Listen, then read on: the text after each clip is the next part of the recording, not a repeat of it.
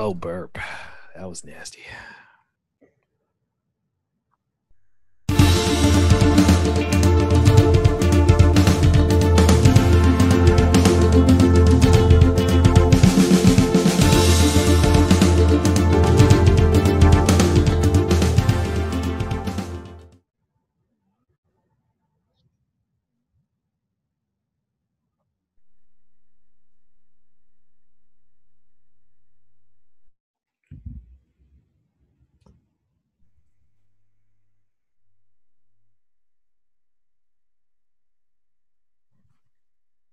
That would be me.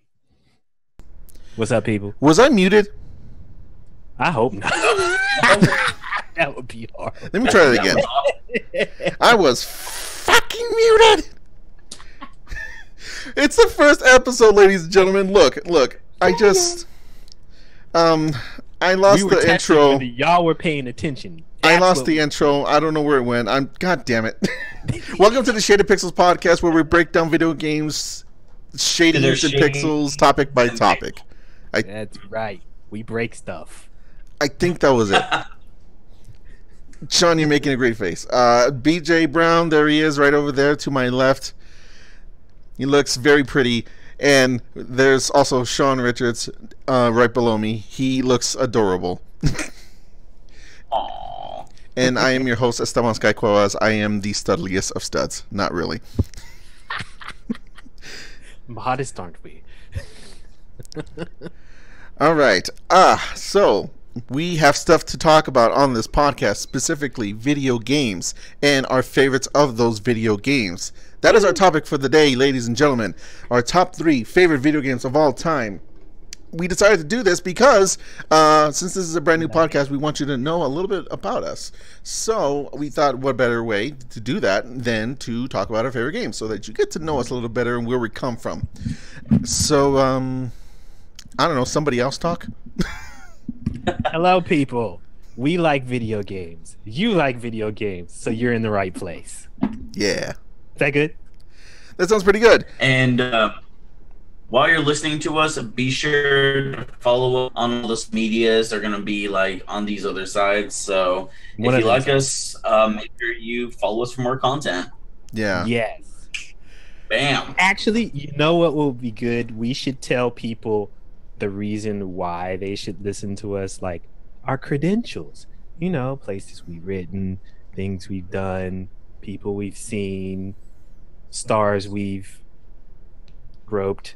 Maybe not groped, but you know, stars we've stalked. How about that? That's better. That's okay. More cool. Yeah, I've stalked no one, and Dang it, man, you're slipping. I'm not at liberty to say whether or not I have ever stalked and or groped anybody. And that's more accurate. No, we've all been part of various of several independent video game journalism sites. See. Shawn, let's start with you. Tell them what you've been, the places you have been at.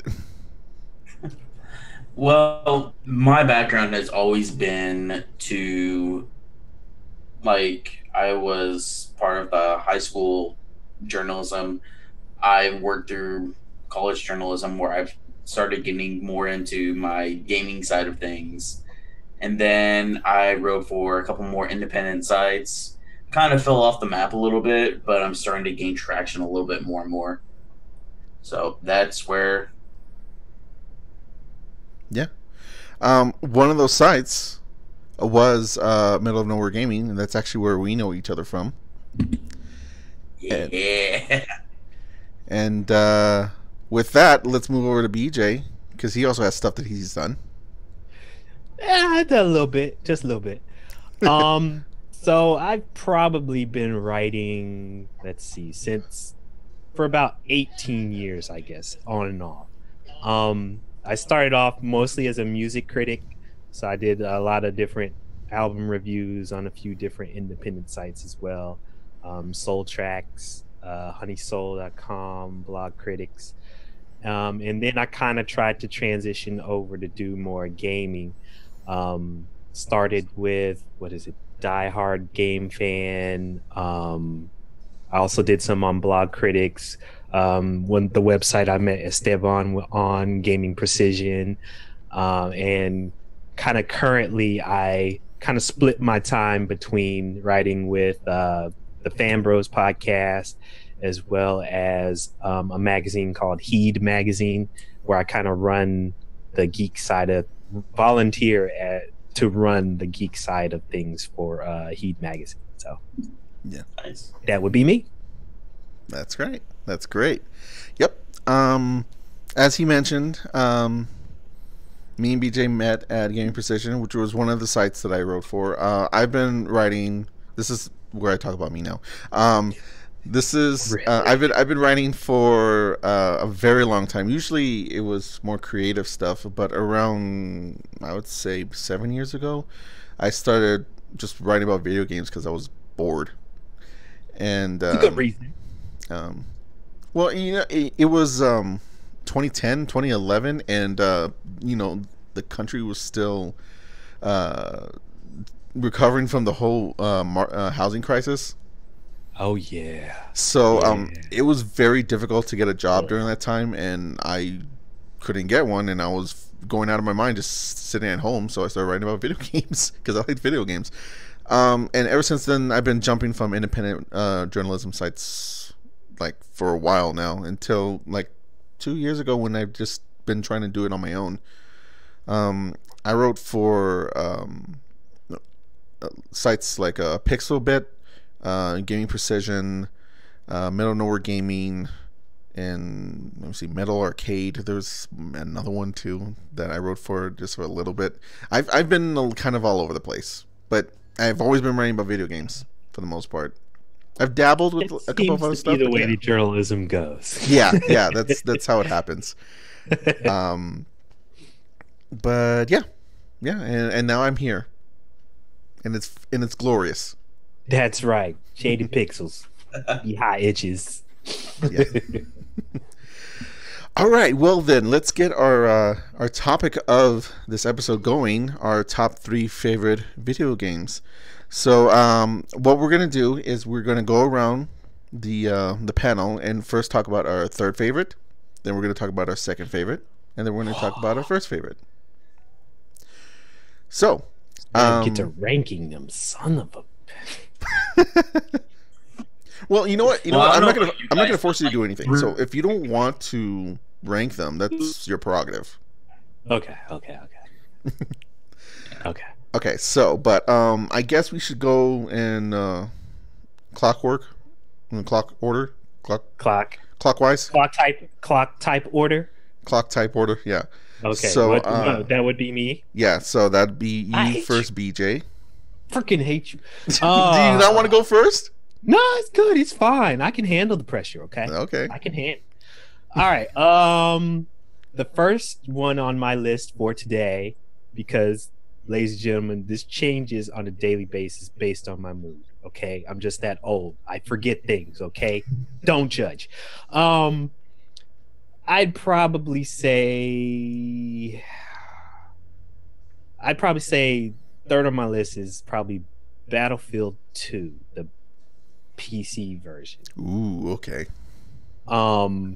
Just mainly because, honestly, that was, aside from maybe playing Halo because my friends played Halo, that was probably the first person shooter that I really got invested in. I was deep into playing Battlefield, and just mainly because I had always been so much of a strategy head. I loved playing like Age of Wonders and all those other kind of, RTS games and turn-based strategy games. I loved strategy, and so many people were jumping on first-person shooters at the time. And I kind of liked 1942, but there was something about Battlefield 2 and the way that they made the maps and the way they had each one of the classes set up in the commander mode, which was my favorite mode, that I just loved, because it allowed you to not be good at first person shooters and find ways to help your squad. So, just like on all the Battlefield games now, if you're not good at it, just run behind somebody and heal them. They're stabbing with the needles. Like, oh, you're dead? Okay, boop. It's like, boop, you're healed. And, somebody run around with the ammo pack. Somebody run around. There was something for everyone to do. If you aren't good at doing any of those things, jump in a car and just drive people around. Then there were the people that were good at flying the helicopters. It took me years to learn how to fly the helicopter on PC, on the PC version. Yeah. And even to this day, if I tried it again, I probably couldn't do it. I'd crash every time. I can only do it on my Xbox controller now.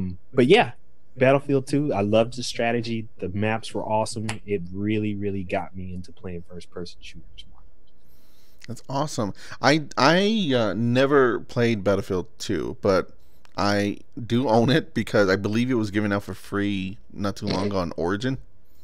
Yeah, because nobody plays it. So yeah, of course they're going to give it away for free. And but I know that I never played it back in the day because I didn't have a computer that could run it. Yeah, I was running that game heavy. Yeah. Wow. Just a moment. Okay. But I've heard good things. How similar is Battlefield to like some of the more modern Battlefield games? Let me rephrase that. How similar is Battlefield 2 to the more modern Battlefield games? Probably the closest comparison is probably Battlefield 4. Okay. All the other console-based Battlefield games really had a problem of really getting the real spirit of what that Battlefield 2 game was. Mm-hmm. And even Battlefield 4 kind of still has a little bit of a problem because the commander mode didn't work out as well on Battlefield 4 as it did on Battlefield 2. Okay. The way they had it on Battlefield 2, whoever jumped in the role of commander on a particular match, they actually had an actual soldier. So it wasn't like like on Battlefield 4, if you were the commander, you couldn't be anything else but the commander. But on Battlefield 2, if you jumped in a match, it was always a race to see who could press the button fast enough to become the commander, because you still had your soldier. You had to actually be on the field. So technically, if you were commander, somebody could kill you while you were the commander. Okay. So like the commander on Battlefield 2, all of your resources were actually on the map. So like the radar was on the map. It was a structure on the map. The artillery was a structure on the map. And I forget what the third one was. But you basically had to make certain that everybody on the field protected those assets, because if you lost those assets, you lost the ability to put a UAV over a certain part of the map, or fire artillery on a certain part of the map, or drop ammo crates on a certain part of the map. That's what the third one was. I'm sorry. And so they actually had the C4 that you used, you could actually use to blow up those assets in Battlefield 2, whereas on like Battlefield 4, once you're the commander, you're just the commander, and you basically just have to wait for those assets to come, to go through a timer before you can do anything. So that, and the way they had the microphones for commander was boss. I loved it. The squad leaders could only talk to members of their squad on the microphone. Oh, okay. The commander could only speak to the squad leaders on microphone. So that was basically how they made it. They were like, okay, if you want to send orders to everybody, you can do it on the map, on your keyboard and everything. But of course, the easier way is just to use, your microphone. But again, they had it set up where you could only talk to the squad leaders if you were commander. And then all the people on the squad could only talk to their one squad leader. So you can only talk to the people on your squad, period. So they kind of have a version of that on Battlefield. But as the commander, it didn't, they didn't work it out that way where you actually used more strategy as a commander, to tell your guys where to go, what to do, and all that other kind of stuff. So. But yeah, Battlefield 4 is probably closest to Battlefield 2. Yeah. That's cool. That I could see why they would take that out though, like in later ones, because it'll be like it's so complicated to be able to get that set up. But not like back then, it was like no one cared. It was like, no, it's cool. So It just is what it is. Yeah. So they lived with it. So yeah, essentially. No, that's great. You got anything to say about Battlefield 2, Sean? I don't. I've had no experience with Battlefield 2 at all, but the only two Battlefield games I've played was Battlefield Hardline, which doesn't at all. And yeah, I hated that game. That was god awful to me. To be fair, I only played it for the speech. For the what? For the story. Oh, the story. Yes, that I will give it. The story was actually pretty decent, but like the multiplayer was god awful. I played Battlefield 3 and Bad Company 1 and 2. Yeah, it was getting closer. The multiplayer was less horrific. Yeah. I kind of liked Battlefield 3's multiplayer. I liked the campaign and Bad Company 2 sort of. I have some problems with that game though. A lot of people like the story, but I have some issues with it. But it's more like what they're saying in there, but that's another discussion. But yeah, I mean the Battlefield series has always been solid, and Battlefield 2 is a game that I've always been a little bit curious about because I heard of how complicated it was and how big these matches can be and how in depth it is, and how essentially I think that whole franchise has been kind of chasing that back ever since. They have. They really have. I mean, even with Battlefield 1, what is it? They have 64 players on the map or something like that.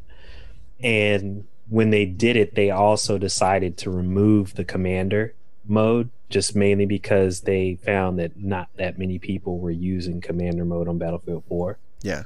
And I was like, that's because it's an opportunity for you to improve it, you dumbasses. But, hey, what do I know?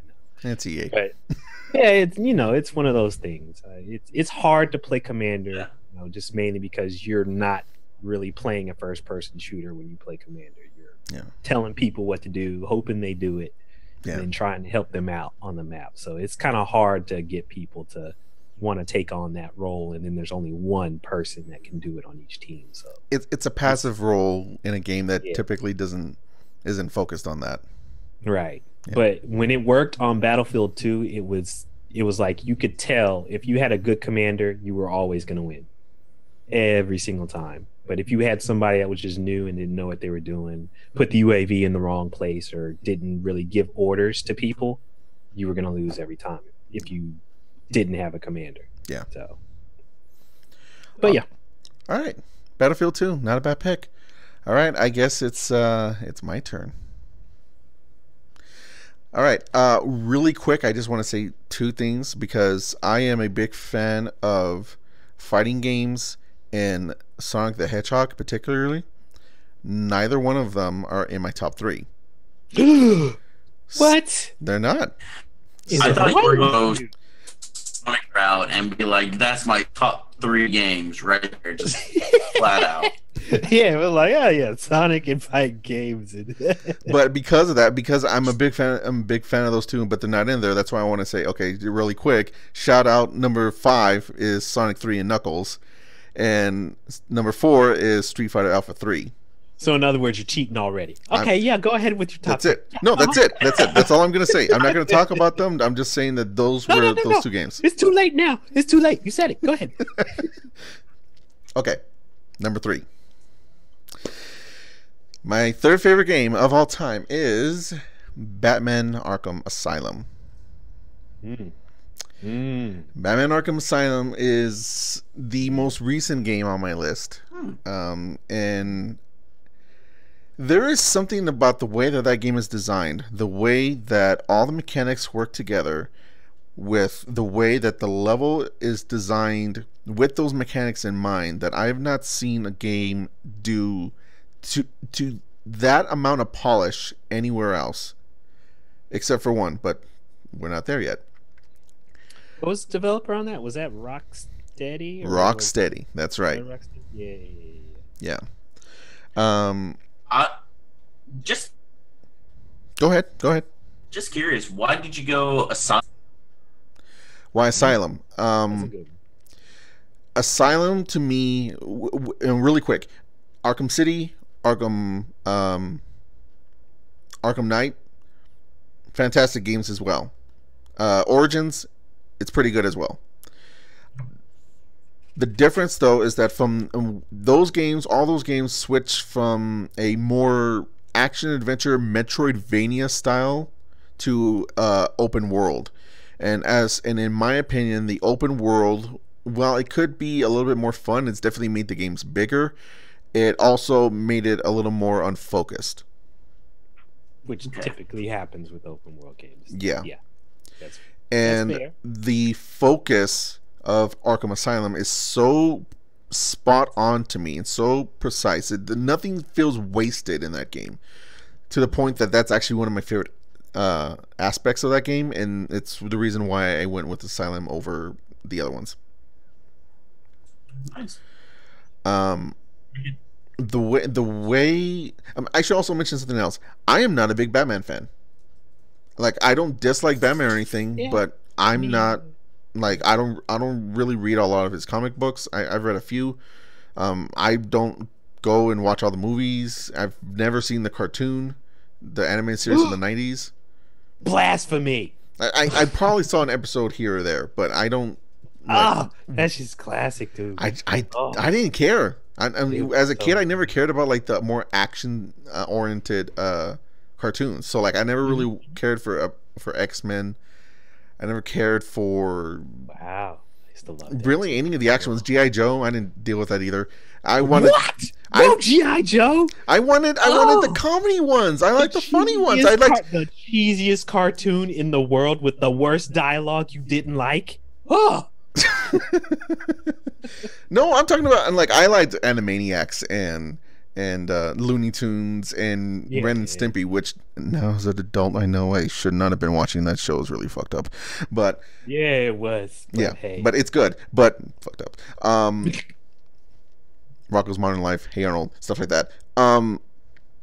But going back to Batman, so I'm not a big Batman fan, and when that game was first announced, I didn't think anything of it. I played the demo, didn't think anything of it, went on with my life. Then Really, the demo didn't grab you? nope, it didn't do anything for me. Like, whatever. This is a game. Punchy game. And then I got it for free when I was trying. Let me see if you remember this. On Live. Do you remember On Live? Oh my god, yes, I had that. Yeah, Oh, I had that too. And I feel bad for them. That was an awesome idea. and they're like, "Hey, you want to try Batman Arkham Asylum?" I'm like, okay, yeah. And I stayed up all night and into the day. And All then right, my so wait. Back up.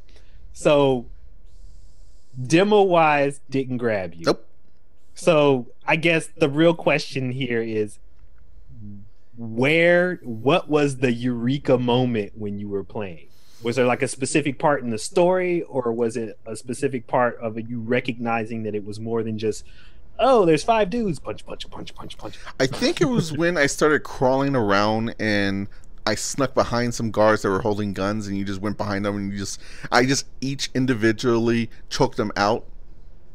Oh, so it was the stealth aspect. It was the stealth. It was also the fact that I think around the same time I came across a Riddler trophy, which means that I was also going to be looking for things. Mm-hmm. And it was the way all of this stuff was implemented. That's really it. Because and once it all came together, I'm like, oh, this is a Metroidvania in 3D. This is a Metro game in 3D. Because that got me too. Once I realized that all those Riddler trophies, it was like a majority of them are in plain sight, but the real draw of them was figuring out how to get them. And then there were the ones where there were the riddles where like Right. you would have to go into detective mode, and then there'd be a question mark, but it wasn't complete, so you had to line up your camera so it'd be a Right. perfect question mark. That's really cool. There was also the stuff where you were scanning the Amadeus Arkham tombs, the plaques, and it was an old man I don't think I got that far.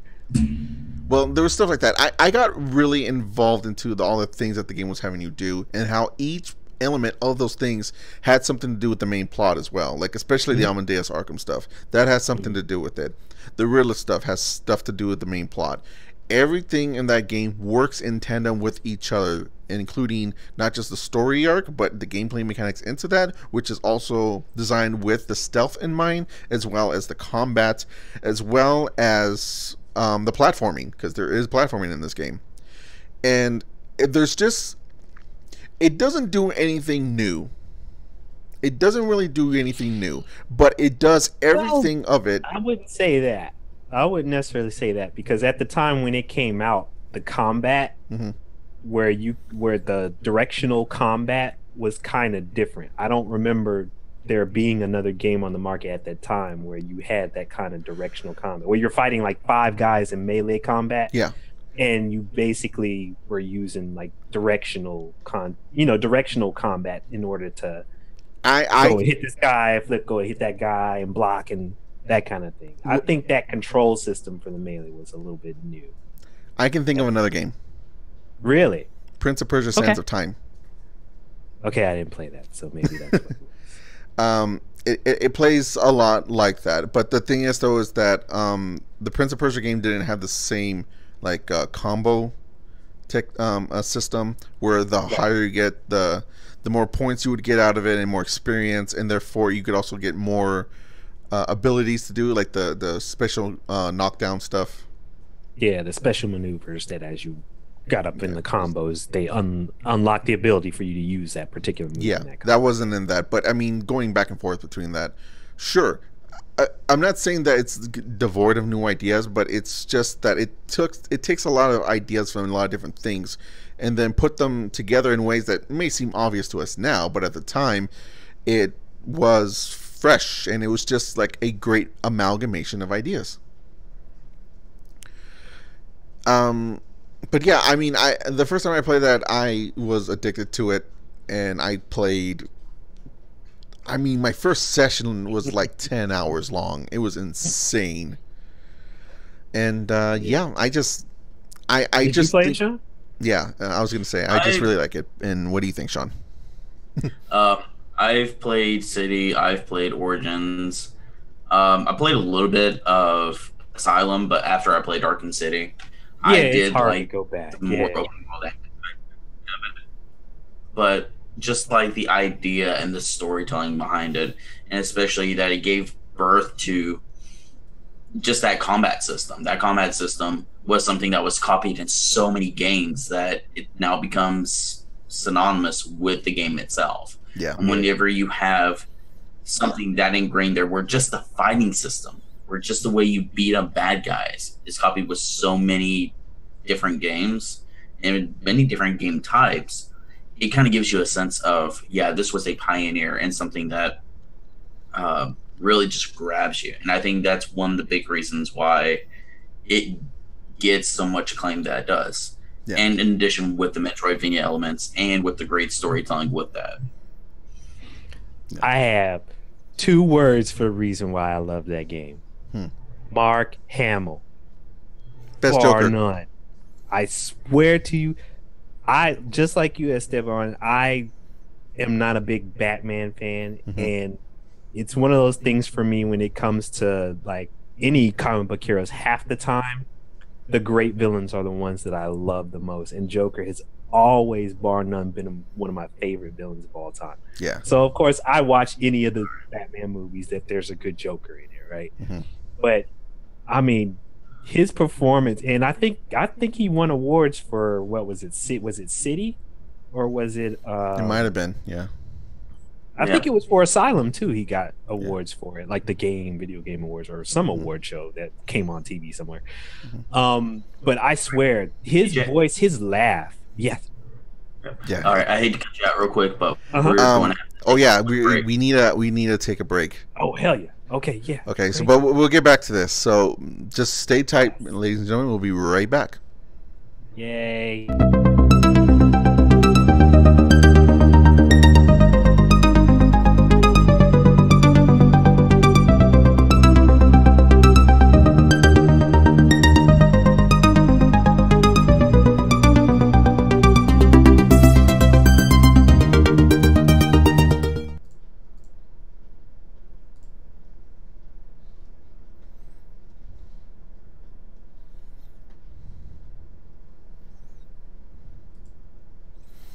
All right, we're back. Yeah, that mid roll was a lot shorter than I thought it was.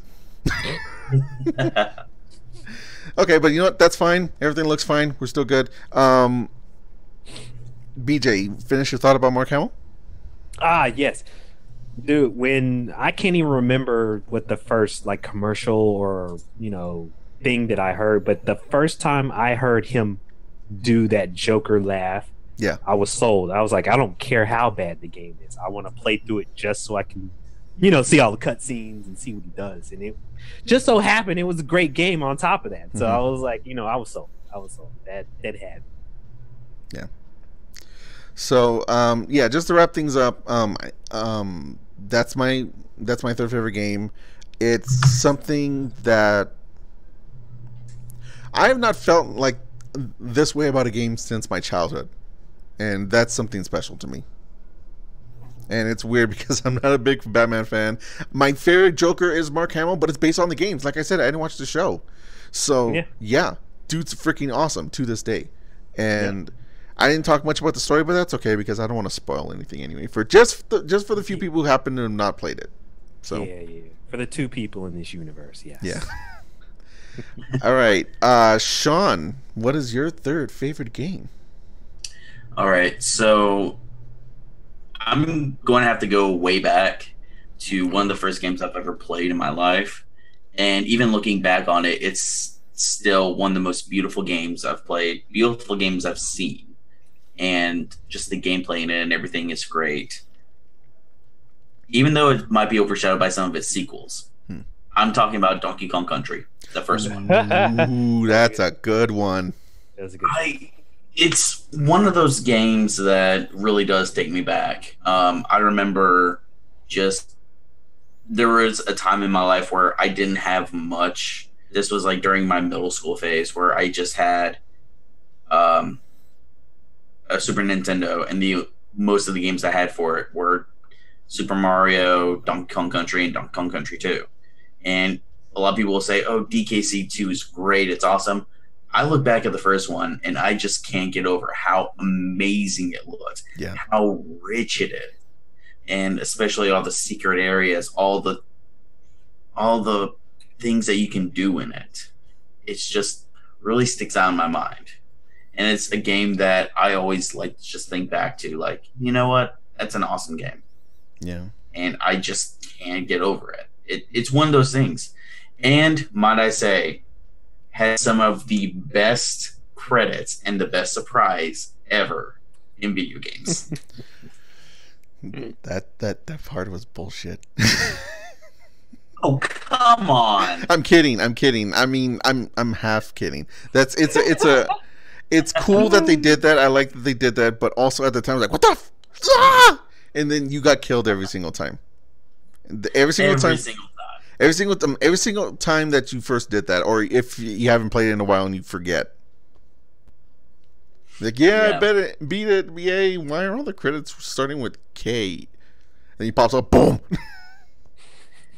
He just stomps on you, like, what the? Yeah. You're supposed to be dead. Yeah.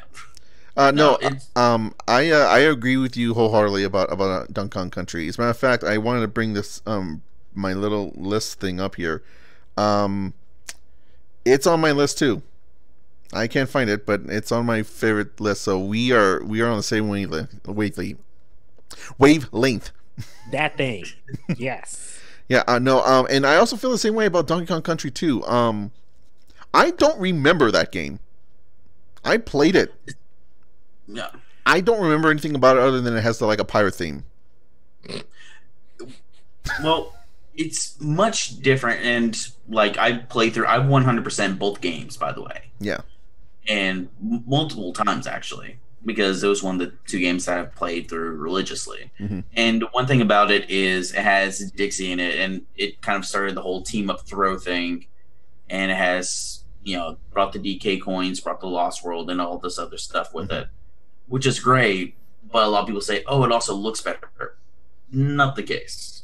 Yeah. I still think that the first one just looks phenomenal, even today.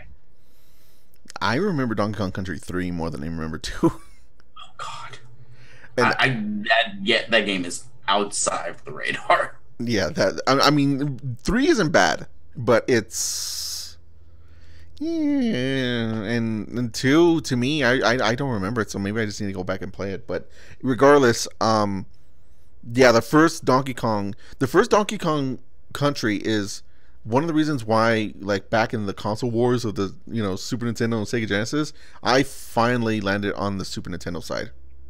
I was like, okay, this is it. It was 2 games. It was Yoshi's Island and Donkey Kong Country. The way that it looked, the way that it plays, the way the level design with the freaking carts and the swimming levels that are actually good, and yeah, that game is fantastic. And all the little like secrets that you find in there. Yes. Like the first one I ever found was in Stop and Go Station, where it's just like, oh, what if I just turn around? Oh, it's a shortcut to the end. Yeah. That one's good. I never knew. I wonder if someone's like, man, this level's really hard. Let's just not do it. Exactly. Yeah. BJ, have you ever played Donkey Kong Country? I played it a bit, but I was never big on platformers and stuff like that. So I played it a bit, just mainly because I had cousins and other friends that, that was their thing, platforming. So I'd come over and I'd play it with them, but yeah, I didn't get into them that much. Okay. But yes, I did love playing Donkey Kong Country. Yeah, that one was definitely a lot of fun. Also, really quick, I'm just gonna throw this question out there since we're talking about Donkey Kong. How do you feel about the newer ones, Returns and Tropical Freeze? It's weird because they do play a little bit differently, and they do have callbacks to the original trilogy. I just find it a little bit weird that in the games they have the heart system instead of you playing as the different Kongs. Really, they just more act as sidekicks almost. And don't get me wrong, it's a different way of playing it, and it's not terrible. I just prefer to have not terrible different Kongs and a different experience there. Yeah. Yeah. No, that's a nice way of saying I hated it. It's not terrible. It's not terrible. But... no, I see that. The other Kongs are kind of boiled down to their function rather than being able to play as them. That's sort of taken away multiplayer though, which I always find strange because it's like, why can't I just do this in single player? In multiplayer, you can play individually as the Kongs. So I don't know what that's about. At least you can in Tropical Freeze. I don't remember Returns. I refuse to play Returns on Wii because you have to shake the controller to roll. Bible tech. Yep. To roll, like the second most common thing that you use in a precision platformer that, quite frankly, is kind of tough. No. Actually, now that I think about it, which one was the one where you had to use the bongos? Donkey Konga. Donkey Kong. That was a different one. Or was it Jungle Beat? Both of them. Sound really both. That's right. It had more than one game. There was the DK controllers, the bongos. It had 3 games for it. Technically 4 in Japan. There was 2 Donkey Konga games, a third one in Japan that never came out in America, and then Jungle Beat. Gotcha. Yeah, I just remember. I remember those. I was like, yo, I kind of wanted to play them, but I was like, in his lifestyle, weird time. Yes, it was. Yeah. Right. Donkey Kong Country. That's a great game. Anything BJ. else to say? No. Oh, I Oh, was just going to kick it back over to BJ for number two. all right. Wait. Damn it. Okay. Oh, am I going different ways? Yeah. That way. So yeah, and once again, disclaimer, this will probably change if you ask me on a different day. Um, I'm probably gonna have to go with Diablo 2. Ooh. Um, this game came out at a very interesting time in my life when I had just gotten married and my first job out of college was in a 100% travel position with Nortel. So I was on the road all the time. Wow. And my new wife and I, when we were dating, we used to play the original Diablo on PlayStation all the time. Oh, wow. It Okay. was just one of those time wasters where we jump on, bash some skulls, get some potions, and do the thing, right? But Diablo 2, and I doubt this is the first time it was online capable, but we actually were able, rather than calling each other, we would jump on, what was it, Blizz Battle.net, Battle.net, or whatever Yeah. Blizzard's thing was at the time. And we I would think it's still literally called play. Yeah, I think it still is. We would literally play Diablo 2 from like 6 in the afternoon until past midnight. And it was such an easy, simple concept. There was tons of loot.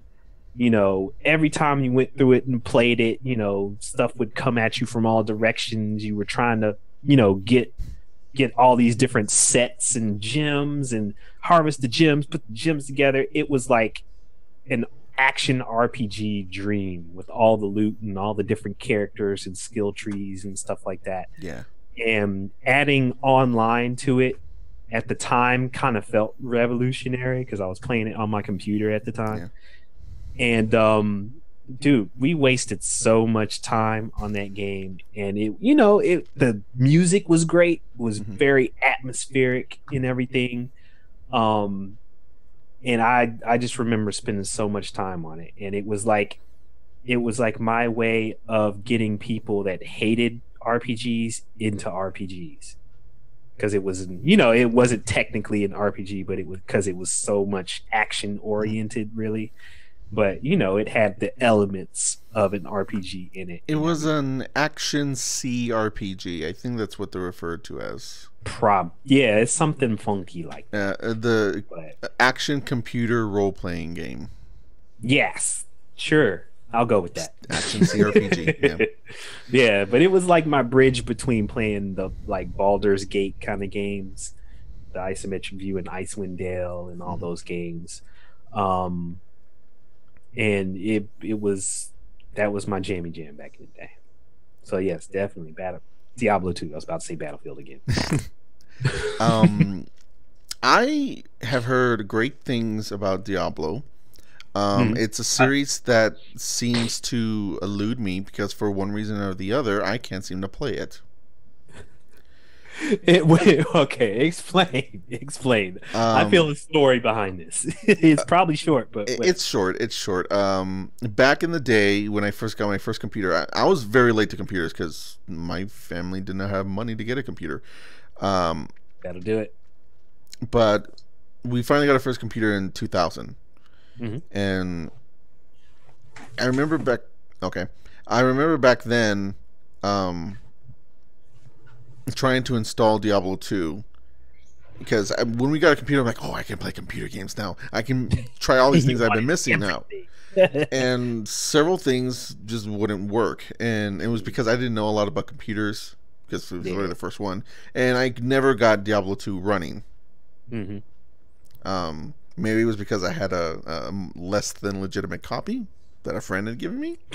But regardless, I couldn't get it running, so it didn't matter anyway. So I, whatever, I couldn't get Yeah, it basically working. missed out on it, right? Yeah, Yeah. yeah, yeah. But even still, even going forward, when Diablo 3 finally came out, I was like, all right, I'm finally going to be able to do this. And then Mm. the whole thing of the error codes and no one being able to log in at the very beginning started Oh happening. yeah. You know what was odd? I think I played Diablo 2 so much in the whole concept of, because that for me that was one of the very first games that did loot. And then, when I kind of think back to that time frame, it did loot so well. Hmm. And, so many games kind of took that formula or whatever and incorporated it into their game. By the time I got to Diablo 3, I didn't want to play it. And I mean, I did buy it on like the Xbox, just mainly because one of my other friends that I play video games with a lot, I was like, dude, you never played Diablo? And he was like, no, it's an RPG. And I was like, dude, you got to at least try it. Yeah. And I got him into it. He loved it. He played it. And I sat there, I played it with him a little bit, but I got bored with it because I was like, dude, this is Diablo 2. I've played Diablo 2. Yeah. It's a different character. I was like, yeah, what? But yeah, I played so much Diablo 2. It was ridiculous. I love that game. Yeah. But yeah, I couldn't get into even 3 because of all the problems at the time, and I was like, I screw have this. no history Yeah. with Yeah, it was like I said before, it was I dare say it was the first game to really have a legitimate randomized loot system that was just, at that time, I don't remember any other game having like that kind of a loot system where there was so much freaking loot and it was so randomized, and it didn't matter what boss you hit or attacked, what playthrough or whatever, you keep going back to that sector and that boss would come up, you'd have a chance to get something else different, and you just keep whacking away at them. Next thing you know, boom, gold everywhere, Yeah. stuff everywhere. You're like, oh, joy, joy. And you look around like, oh, that sucks, that sucks, that sucks, that sucks. Oh, it's good. It was like, kind of imagine like Borderlands with like almost 16-bit graphics. I mean, Yeah. I know that's a stretch, but still, Yeah. seeing all the stuff all over the floor, it's like, oh, that was like the first time I had that 32-bit graphics, maybe. Okay, yeah, 32-bit, maybe Yeah. 64. Who knows? Yeah. Who knows? But it was that first time of playing a game where you beat something and then all of a sudden stuff flies all over the screen that you can pick up and being excited about it. That was one of the first games, I kind of had that. So Yeah. definitely. That's a good one. I should really try it out because after I had such bad luck with the Diablo games, I did manage to try out Torchlight. Yes. And that was actually made by some of the guys that did Diablo 2, and then they left. And I never finished it, but I had a good time with it, and I'm like, this seems like fun. I wish I could play Diablo 3. Do it. I know that I believe on the PC version they still have like the online connectivity requirement, so I might just do it on the console because it's not that on there. And then I think it's maybe fairly simple to get Diablo 2 working now. I don't know, new computers and stuff. I don't know. The catch with the Diablo stuff is that it still requires you to do the whole battle.net thing, and it could be janky. That was the one thing about battle.net. Battle.net was always janky, so I would probably just not even mess with it. It may run, it may not, just because of the whole battle.net thing. Yeah. So. Okay. Well, that's number 2. My turn. This is a game that's not... I don't think we're going to spend a lot of time on this one because this is a pretty, I think, typical... It's not a good game? Oh, no. Yeah. No, my second favorite game is Knack. No, hell no. Come on. I rented that. I'm like, how is this a full finished game? Especially on the PlayStation 4. No. It was rough. Yeah. But no, my second favorite game is... No, and I'm not even going to say it's in the vein of, because that's an insult to this game. Damn. Mega Man X. It's a very safe pick, but it's also a true and accurate pick because although it's my second favorite, I would say from an analytical standpoint, it is the best game ever made. There is nothing wrong with it. The level design is spot on. Everything works well with its mechanics. The controls are the best I've ever seen in any type of game. The story is part of the gameplay where the whole point of it is you start from the very beginning very weak, and throughout the entire game you grow and grow and grow, and you see that development from getting all the capsules, from beating all the bosses, from getting all the upgrades, and you physically see yourself change and become more powerful, and then that pays off towards the end when you beat the certain bosses that you couldn't beat from the beginning. It's simple, but it does everything perfectly. If anyone ever wants to get into game design, you play that game 100,000 times, and you will know everything you need to know. Nice. I can't argue with that. It's a game that I've played. I wasn't that big into the Mega Man scene, but I have played Mega Man X, and I enjoyed it. It's far from a bad game. It's an awesome game. It's excellent. Yeah, I see where you're coming from with that. Yeah. Very well made Mega Man series. Yeah. And it's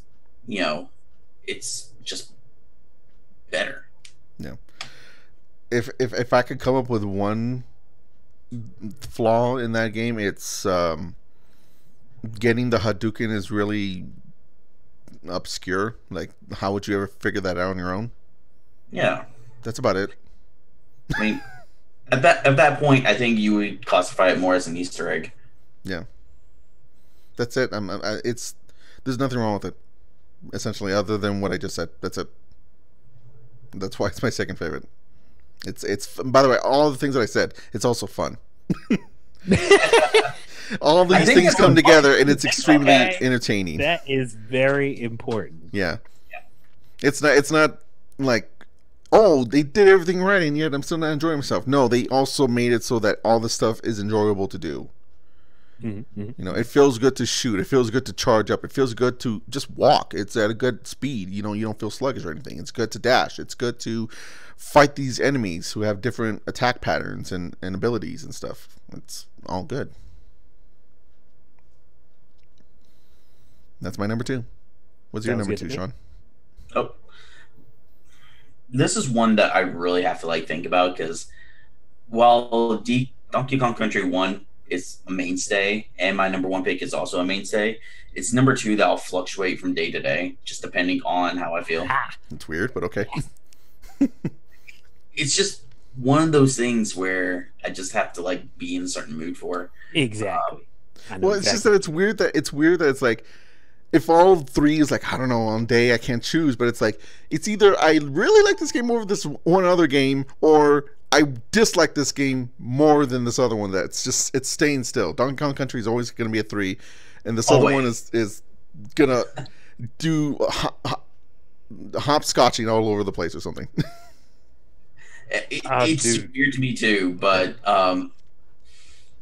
really, I actually have to go with more obscure. Okay. It's a game called Ziggurat. Ziggurat. I've heard of that. Don't know if it's a roguelike, and basically you're recent, in this. Right? It was for PlayStation Plus 1 month, and it's one where you basically choose what type of spellcaster you're going to be, and you pick up different spells that you go through. I was actually looking for it on Steam the other day, because it is a really good game. It is one of those games that I feel like are comfort food. Game where it's just I don't know what I want to play. I don't want to finish this one. I want to take a break. Just something where I can just sit down and relax. And that's a game that I can do that with. It's a game that I'm just I don't want to finish this game. I've had enough of the story. It's just something that I can just pop in, go with, and just kind of see how far I go. And that's the game that I can enjoy.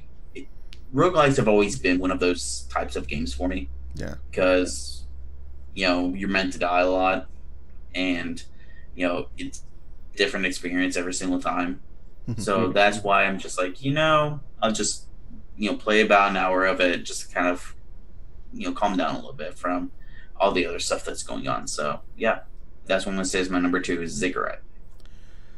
That is a sentiment that I hear a lot from people who like roguelikes, where it's that they use it to calm down, which I always find confusing because they're always typically hard games. Yes. So that would stress me out. They stress me out so bad. I like playing them too, but oh my gosh. Some of them just stress me out so bad because I'm like, damn it, I got so freaking far. I got to start the all over again. Yeah. Son of a... Okay, I'm going to do it. Yeah. The way I feel about it is that, one, it's basically made to be hard. It's made so you can die, but it's also, in the case of Ziggurat, it's only 5 floors on normal difficulty. Mm-hmm. So I've gotten to the point where I was at the 5th floor boss, and I was so close to killing him, but I died. But at that point, I'm just like, okay, I'm just going to start right back up. I'll be right at ground zero. But, it's a fun way to go from like floor 1, floor 2, floor 3. It's just kind of a short little burst, a short little gameplay session. And that's why I find it so good to pick up and play. I've had fighting games that filled that void once or twice where I can just like pick up a quick fight or two and then that'll be it. Whereas this one, I feel like it's better for more platforming, first-person shootery type of thing. So, yeah. That's actually what I do with fighting games. It's sort of my, I'll pop this in real quick, do some matches, and then go. So, yeah, I can get that. Okay. If that's all, then BJ, what's your number 1? Damn it! Oh! Don't have an aneurysm over it.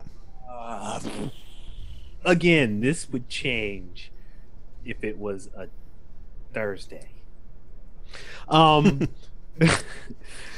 see. Jeez. Well, it's going to be Wednesday in less than an hour, right? So yeah, that's true.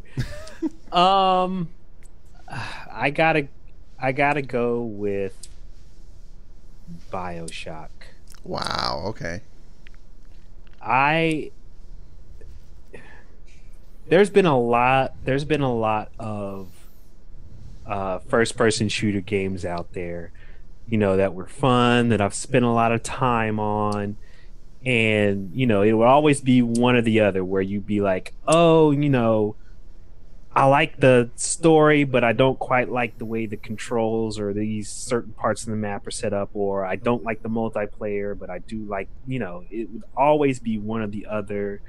There will always be some caveat. Like with Halo, I kind of liked the story of the first one, but the story was simple. It was very, very dumbed down, and it was like a copy of Aliens and some other stuff. So it was comfort food. It was like something fun to play with my friends where we do stupid, dumb stuff because some of the stuff in Halo was just dumb. Yeah. Pistols that could freaking snipe you from across the map. I hated that shit, but I did it because it was funny, right? Mm-hmm. But when BioShock came around, it felt like it was, and this was the kind of mood. This is probably an incorrect statement. I'm sure somebody will correct me. But it felt like one of those games where it was a rare first-person shooter that did not want to have a multiplayer. Mm-hmm. It was story-based.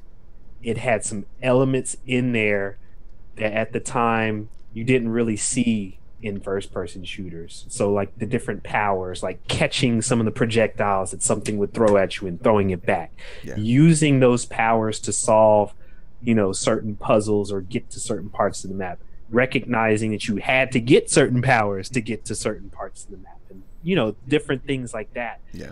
And then like throwing the whole morality play in there with the what was it, the Little Sisters? Is that what they were called? Yeah. Yeah, throwing the whole morality play in there with, do you drain them for more power or do you free them, that kind of thing. Throwing that in there, having the oddities of the big daddies and trying to figure out their purpose, what the hell they were, why the hell they freaking beat your ass half the time you encountered them, but you still loved encountering them, you know, in the little moments that they were, and the fact that it didn't matter where you were in the game. Every once in a while, Big Daddy would get you at just the wrong moment, and you'd just be pissed off, or it would be just a little too hard, and you'd be like, okay, I'm weak right now, I'm gonna run. You know, it threw so much at you, and the storyline just kind of pulled you along, and it was dark, it was creepy, it had little kind of jumpy scares. You know, the music, even though it was, you know, was so old-timey that it fit the whole story, you know, it fit the mood. It creeped you out at the same time. Just the music alone, even though it wasn't like scary music, it was just lighthearted, and it creeped you out because it was lighthearted, and you were in this dark. What's the Art Deco? I think is yes, the I term think that's the word I was looking for. Thank you, Sean. Just the whole mood in the storyline of that game just pulled me along so much that it was one of those games that I kind of have a hard time playing over and over again, because that feeling I had going through it the first time was so epic, and it pulled me through so freaking quickly. It was like, you know, nowadays we have gamer ADD. That was one of the games that instantly cured my gamer ADD. I had that game, I put everything else aside, and I blasted through that game as fast as I could because I just loved it. It was absolutely intoxicating. I'm gonna chime in here, and the reason I'm going to like just kind of say that BioShock is actually my number one game. Wow. Okay. Yeah, I've had that at the very tip top, and it was just like, that's my number one game. That's why I was like, okay, here we go. We're just gonna combine these two together. Yeah. And just to kind of go on to my long spiel about it, I had a period of time where I had basically like a dead zone of gaming. I didn't really do too much in terms of that. That was the game that really brought me back, because I sat down and I started playing it, and just the story behind it, just the atmosphere, just the idea of I don't know what's going on throughout the next bend, the way it mixed in its story that was kind of realistic but kind of not, the way it brought in Adam and you got the plasmids and those RPG elements was really great. The different types of enemies that you encounter, including those big daddies, and the fact that I ruined a 3-word phrase for practically anybody who's played that game. And even like some of the twists and turns in the plot, it's amazing. It's one of those games that if you are ever looking at storytelling in games, that's the one you look at.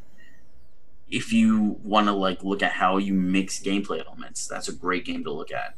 And it's a game that will stick in my mind, and I think everybody else's mind that plays that game.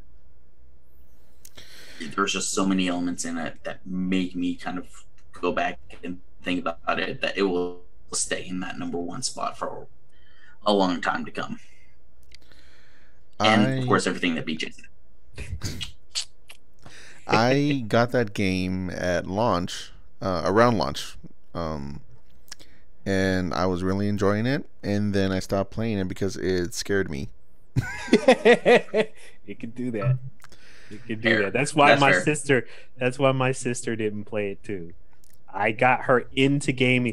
This is hilarious. I got her into gaming by convincing her to play Doom, of all games.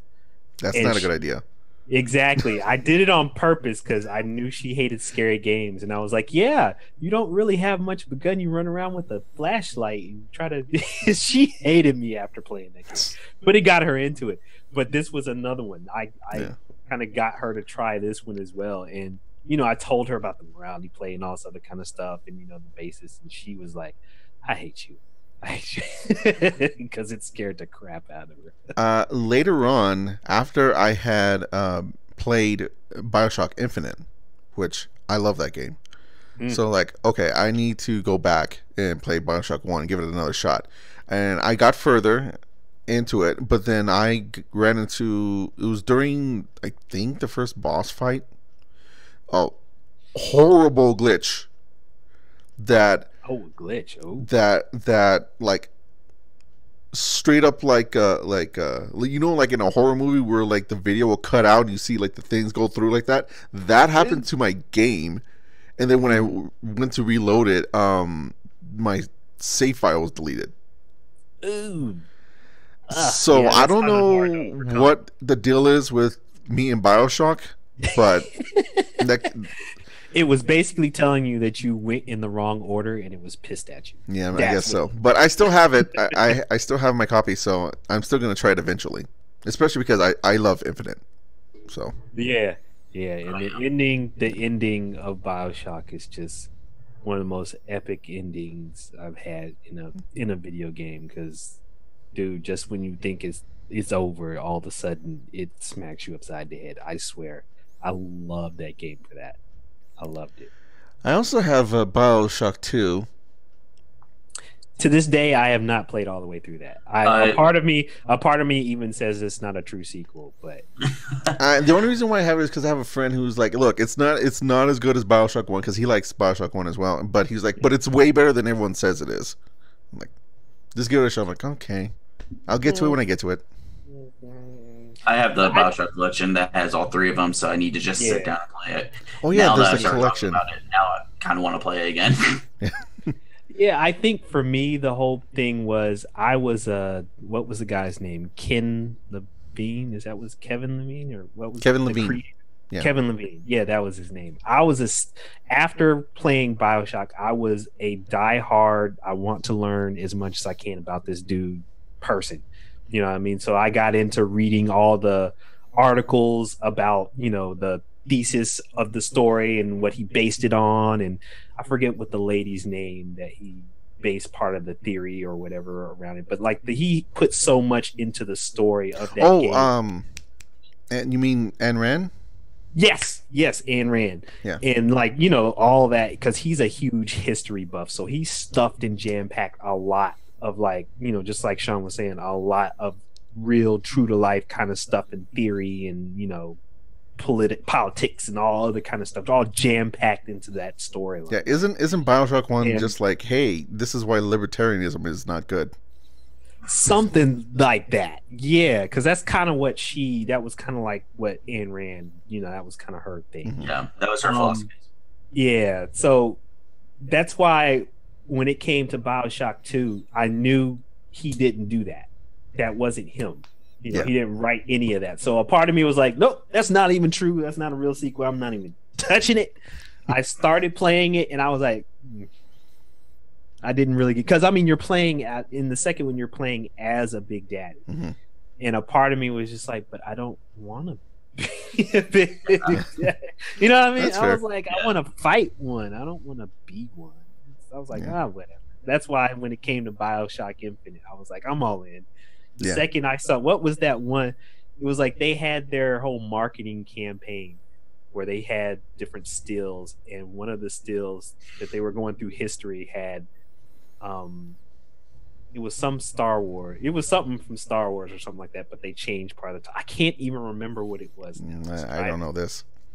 But yeah, you know how in Infinite there were like little riffs into like history or whatever. I think one of those riffs, when you look, it showed like there was a theater in like when I think Empire Strikes Back or something like that was on one of the theaters when you look through the rift or something like that. And then you hear all of those pop songs in like the old timey, in like old timey way and everything. That was I love that about Infinite. Mm-hmm. I remember when in Infinite, I won't spoil anything for that game, but there's the scene where you go into like a different dimension or time, and there's the little girl singing like a slave hymn version of Fortunate Son. Yes. I was like, and I just stopped playing. I put the camera on this girl and I just listened to her for like 5 minutes. I'm like, what the fuck is this? Yep, it's definitely odd, but I just love his mind. He's one of those uber detail oriented people, and I think that's why I don't even think he does video games anymore, because he gets so much anxiety over the whole process. I don't but he know he would what he's doing. Yeah, I don't think he does video games anymore because after they like disbanded and have all had all those problems with doing BioShock Infinite, he was just like, Yeah. I think he tried to start up another studio and it just Yeah. caved in or whatever. Yeah. But he's he's just one of those people that because he's so anal retentive and detail oriented, Yeah. you know that game is going to have such an awesome atmosphere that you can play it and see something different every time you try it. Yeah. All right. Well, go ahead. Esteban, just want to bump in. Well, we will have to take another break before we get to your number one. Oh, I know. That's actually what I was about to do. You ruined my transition. Oh, I'm sorry. I was going to say, well, my number one, we'll find out in the break. All right, we're going to take another quick break. So please stay with us, and then we'll get to my last game and the end of the podcast. We'll be right back.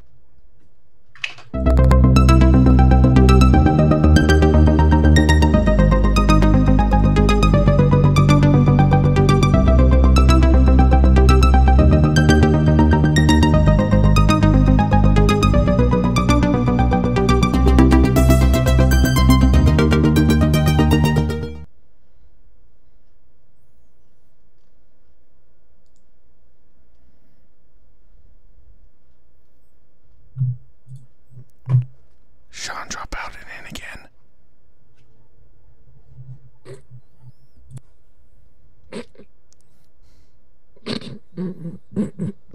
PJ, shut up.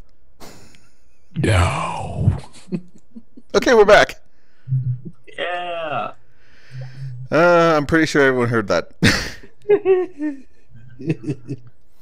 Okay, you know what? Whatever. Look, we'll just have to have a you know what? Screw it. A little behind the scenes. Yeah, Shawn, we're gonna need a longer mid-roll. Yeah, gotcha. We're good. I'll work on it. Yeah. You know what? It's fine. Who cares? People like to hear and see that kind of stuff. It's fine. Yeah. It's fine. Sure they do. Yeah. Okay. All right. Let's start wrapping up this podcast with my number one. Ding ding. The winner is It's Super Mario 64. And I want to say something right now. This is a very much my favorite video game. Not the best video game. Not the best platformer. Not the best even Mario game, quite frankly. It's just funny. My favorite because why is it funny? Well, no, go ahead. I'll let you explain first. Go ahead. Okay. It is my favorite because it's just steeped in nostalgia, and I know that because the camera in that game is bad. The way that it kicks you out after you collect each star is not a good idea. That's just waste your time. The controller, whenever you're trying to move more around a certain way, is finicky. Yeah. There are some real problems with this game, and it's very important. It had its place in history for what it did for 3D platformers. It showed how you're supposed to do this, and then almost every single 3D platformer since then improved on it. But I don't know what to tell you. This game is just infinitely fun to me every single time I play it, and to the point that I play it to 100% at least once a year. Wow. I just always want to do that. It's fun to me. I don't know what to tell you. Everything about it, I love the exploration of it. I like how this place is just big and that you can just kind of do whatever you want. I love that it's not too big to the point that you get bored. You know, that's a big deal, especially with a lot of open world games. Not that this is one, but it's dense. There's stuff in there. First level, you have giant chain chomps. You have mountains. You have a whole bunch of bombs running around. You have a mountain that you go up in the center. There's a big giant king bomb at the top. There's cannons shooting water grenades at you. There's no place in that first level, or really any of the levels, where there's like nothing happening. And it keeps it entertaining. You know, it's a stark contrast from another one of Nintendo's 3D Jumps Zelda, where that open world is just completely empty. Ugh. Yeah. That drove me crazy. I know.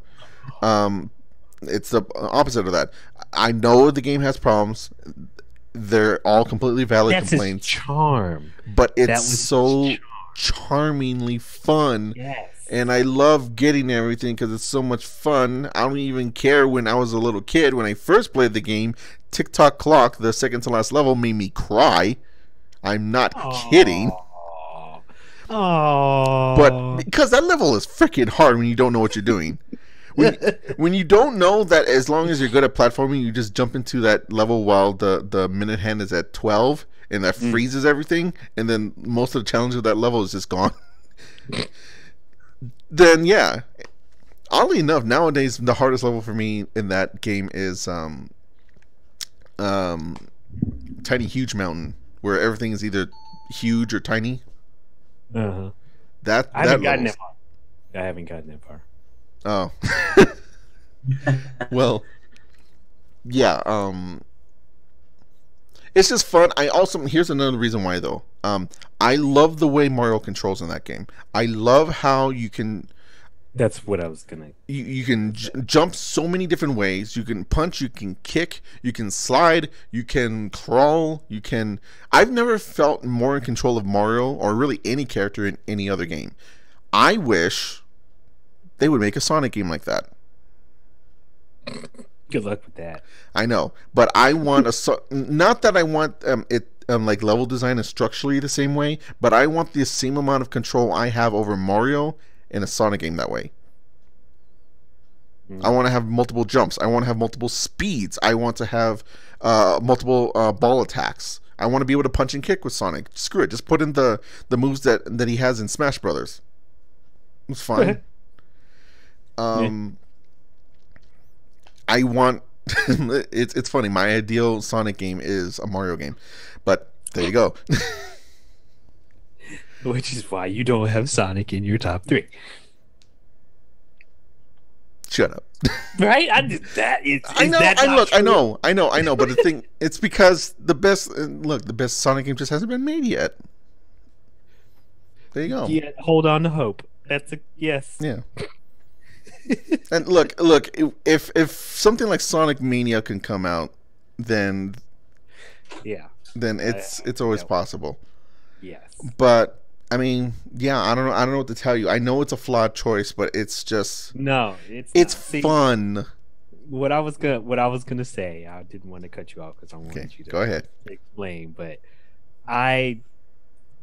when you said that it was like the perfect dose of nostalgia, it brought me back because I remember playing it as well, and honestly, I think it was one of the last Mario games that I played personally, and because I used, going from NES to SNES to 64, I played all of those Mario games, and I loved playing them with my cousin. I was a kid at the time and everything. Yeah.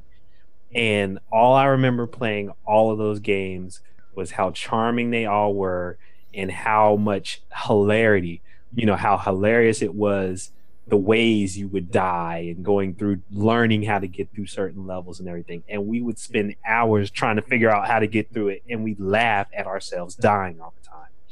And it always felt like when I was playing Mario 64 that it was like Mario on steroids. It was all that hilarity that were in all those past Mario games crammed into that in a way that I never could have dreamed of. So it was like all those moments were like 10 times over. All the different ways he could fall off something, the way and he'd go in the camera. Yeah, exactly. The sounds and everything. It was just like all that nostalgia. It pulled it all together real nice, and it pulled it, like you said, there were so many different ways to control Mario. Yeah. So there were so many different ways to do even funnier stuff than all the other past Mario games. Yeah, so, and you can screw things up or just try to screw over things like in Cuckoo Mountain, I think it's called. It's the 4th level. It's the ice one. There's a a spot where you're supposed to go down, get into a cannon, shoot yourself over a gap, and then like walk across. No. He's got too many moves. I'm going to go on the top that's right above it. I'm going to jump down to my death, but then dive so that I end up landing on the platform. Right. Yeah, just wild stuff like that. You can do it because he's so versatile. Yeah. Yep. So, yes, I can definitely see how that's a great choice for number one. Shawn, how do you feel about Super Mario 64? Never played it. Okay. It's one of those things that I never had an N64 growing up. That'll do it. Yeah, you weren't really missing a whole lot. Well, you kind of missed some stuff. 64 did have some pretty good games. Yeah, I understand that, and it's one of the more open world designs, and I, had games that were kind of like that. But I understand where you're coming from, where a game's not technically good or the greatest, but it's always that nostalgia that brings you back. That game was always Crash Bandicoot for me. Like that series. Wait, which one? Usually the third one. Okay. Yeah, where those games objectively are not the best. They are not the best platformer. They're not the best 3D platformer. But it is just kind of personally my favorite. But as for Super Mario 64, I understand the appeal. I see it. I understand the love for it, but it's just never been my cup of tea. Well, quick aside, Crash Bandicoot 2, again, I keep talking about this list that I have. Crash Bandicoot 2 is on that list. So, yeah, I did Crash Bandicoot 2 as well. I will also say one last thing. I think the reason why Super Mario 64 is tied so much to my childhood and why I like it so much is because it is the last time I remember not hating Nintendo. Ooh. Oh. Wow. I am a very big critic of Nintendo, but a lot of people will not know that back in the day in the Super Nintendo, I was Team Nintendo all the way. And that's why I got an N64 the first time in Super Mario 64 and I loved it. And that's where the love stopped because... So you hated the GameCube? I hated the N64. I hated it immediately. Oh, you hated the 64? Wow. I started hating it immediately after in Super Mario 64. I was like, I love this game. Nothing was ever going to get better. And then there was literally nothing left to play. Are you giving me fucking Pilot Wing 64? So you didn't like GoldenEye or Perfect Dark or any of those? I never liked the shooters on the N64 because they controlled like ass. They did, but I still loved them. No, look, the N64 has some decent games. I like Ocarina of Time. I don't think it's the greatest game in the world, like everyone seems to, but I like it. But there's a lot of crap on there. What was the other one? The Star Wars Rogue. What was it? Rogue Squadron. Rogue Squadron. Oh, I love playing that on my 64. I never played that. Really? Oh, I played Shadows of the Empire, and the first level. The first level's fun. Yes, the first level is fun. The rest of it's garbage. Yeah. But yeah, I loved that too. And then what happens was I find here. I know this has nothing to do with the topic, but since we're talking about it, fuck it. If you want a reason for why I have such a problem with Nintendo, blame. Actually, I was going to say blame Sony, but actually blame... I was about to say a reason. Ooh, that's just one. Right? But actually, I was going to say... But what kicked it off? I was going to say Sony, but technically blame Namco. The reason why is I got a PlayStation, and then I started learning about video games, because at that time I was young, and I didn't really understand the concept of, like, generations. Mm-hmm. I thought like the NES, Super NES, and N64 were like, oh, this is the cheap model, this is the normal model, and this is the expensive model. Because a lot of electronics used to do that back in the day. Yeah, I can see that. I didn't get that. But then I got the PlayStation, and I rented Namco Museum. Volume 2. And then there was this museum that you literally walk through, and it's like, here's an ad for Pac-Man and Miss Pac-Man and Galaga. I'm like, there were games before I was alive? And that taught me about video game history. I'm like, I want to learn about all of this. And so I'm like, okay, I'm going to learn about Nintendo. And I learned about all the fucking horrible shit that they've done to all the developers and all the people, and it's bullshit. So it's your fault. Yeah. Ignorance is bliss. Stop it. You're making a joke, but that's really the reason. Oh, man. You know why we're never going to get a port of the original Donkey Kong arcade port? Because Nintendo tried to screw them over. The people who made the game. And then they sued them. And now every single time that they make a port of that game, they have to pay them royalties, and Nintendo doesn't want to. So that's why we keep getting the NES version. Sounds about right. All right, I'm going to stop bitching about Nintendo. That's going to be a topic for another day, I bet you. Oh, it's going to be like 15 topics for 15 different episodes, and then I still won't scrape the surface. So let me guess, you don't have a Switch? No. I don't either. I was just asking. Do you remember me saying about how, because you two have known me from, the other publishing things that we've done, or, journalism stuff. Do you ever remember me saying about how I used to have a rule about new consoles? No. No? I don't remember that coming up. I had a rule with new consoles where I said, I never buy a new console at launch. I always wait at least a year. Okay. Yes, I do remember you telling me. Yes. I always wait a year and make sure that there's at least 10 games that I want for the console. Mm-hmm. I don't do that anymore because I tried to do that with the Wii U. I waited a year. I waited until there was 10 games that I wanted, and then I bought it, and I was still disappointed with that freaking thing. And then I went back and I realized that the only reason why I made this policy for myself that I've been using for 20 years at this point was because of the Nintendo 64. Because I got the N64, only got some more 64, loved it, and then there was nothing else. So, since it doesn't work, because I got screwed again, I have a new policy. Buy whatever you want, doesn't matter. Just not Nintendo. Just not Nintendo. If it works, it works. Bravo. Here's what I will say, okay? Just for the sake of a journalistic integrity, if it comes up that I need to cover the Switch for whatever reason, or any Nintendo platform, then I will absolutely get it. But other than that, if I can, I refuse to give Nintendo my money. So even then, I will try to get it used. The whole point is not give Nintendo money. I can't argue with that. So, yeah. I mean, I can, but there'd be no point. No, it could be a topic. I mean, I'm not saying this plan is not like bulletproof.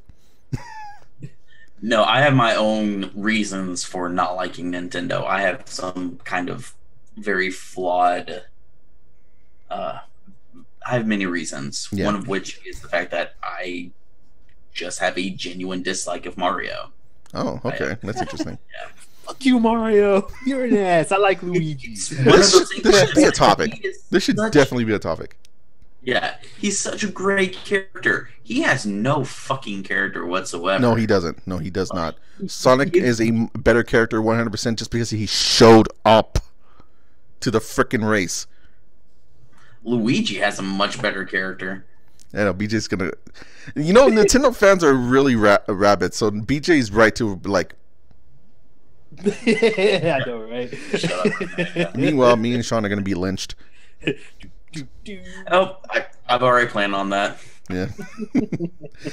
Okay, well, we're looking at an hour and a half podcast, which is way longer than we thought it was going to be. But that's... We had to let the people know who we are. This is our deluxe episode. Yeah, and you know what? This whole spiel that we just did, shitting on Nintendo, that goes towards that. Yes, it does. Okay. I wasn't a part of it. Yes, he was. All right, so that's been our podcast. Thank you very much for watching. Before we go, let's do a little bit of going around the panel, and you all can just say what we're doing on our own, because we do stuff besides this podcast. So, BJ, how about you tell the viewers where people can find you and what you do? Find me in most social media spaces. Facebook, Twitter are probably the biggest ones for me. Bunny 3000, just put that in the search engine, you pretty much find me anywhere on the interwebs under Bunny 3000. You can see it on the overlay. Somewhere. I put it right below him. Over that way. Yeah. It's down there someplace. But yeah, you punch that in, you should find me Twitch, whether it's Twitch streaming from time to time or, Twitter talking about whatever. But yeah, as of late, the only things I kind of have going for me, I got a few reviews that I put up on the fanbros.com website, as well as heedmag.com website. I put recent reviews and stuff on both of those sites, and those are pretty much the two spaces where I'm the most active. So go check me out there. All right, cool. Shawn, what about you? Where can people find you, and what do you do? All right, so people can find me at Little Big Cam. You can see it spelled in the doobly-doo, whatever you call it, down below. You can also find me on YouTube under Jonathan Studios. I do a lot of movie, video game, stuff like that. I actually have something interesting coming up around about the end of this month. So be on the lookout for that, and just kind of follow me, like I said, on social media, stuff like that. But yeah, that's mostly where you can find me. But where can people find you, Esteban?